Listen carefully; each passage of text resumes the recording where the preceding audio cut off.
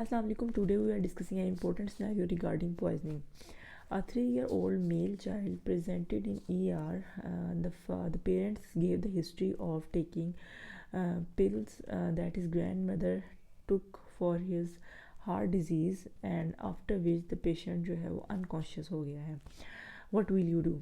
First of all, we as a doctor हम आप detailed history regarding अगर आपके पास कोई पिल अवेलेबल है कि वो कौन सी पिल उसने ली है, ठीक है, कितनी ली है, कितनी टैबलेट्स थी उस पत्ते के अंदर, उनकी आपने मिलीग्राम्स देखनी है और वो कौन सी टैबलेट्स थी, ठीक है, अगर अवेलेबल हो जाती हैं ताकि आपको पता हो जाए कि कौन सी ये पॉइजनिंग है, कौन सी ये ड्रग बच्चे ने ली है अगर उसने कोई हार्ट डिजीज़ वाले पेशेंट के लिए. सेकंड, आप फिज़िकल एग्जामिनेशन करोगे बच्चों का.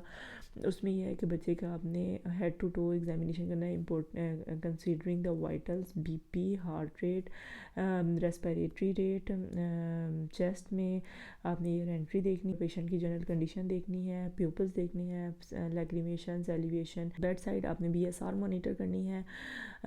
उसके बाद आप कौन सी लैब्स करवाओगे. पेशेंट बीपी जो है वो 60/40 है एंड बीएसआर जो है वो 45 आ रही है और हार्ट रेट जो है वो बेबी 60-65 इतना आ रहा है.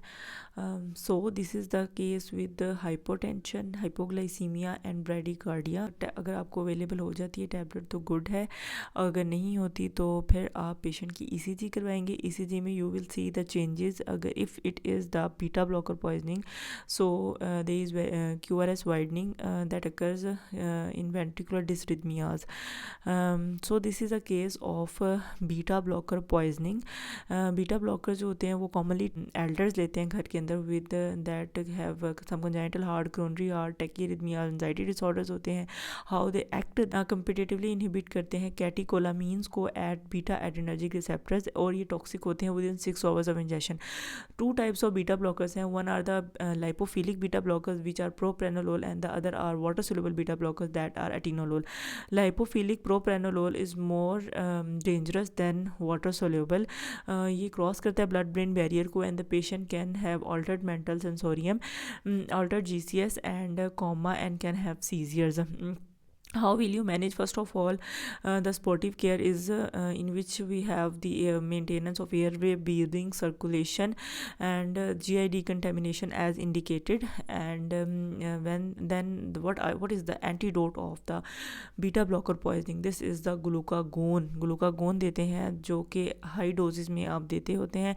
ये इनहिबिट करता है बीटा रिसेप्टर्स की एक्टिविटी को और इसको आप बोलस में देते हैं या कॉन्टिन्यूस इन्फ्यूजन में देते हैं. If the seizures, then we will give benzodiazepines, dormicum, diazepam, lorazepam in the form of dormicum and Valium. If the patient have QRS widening, then you will give soda bicarbonate in the dose of 1 to 2 milliequivalent per kg.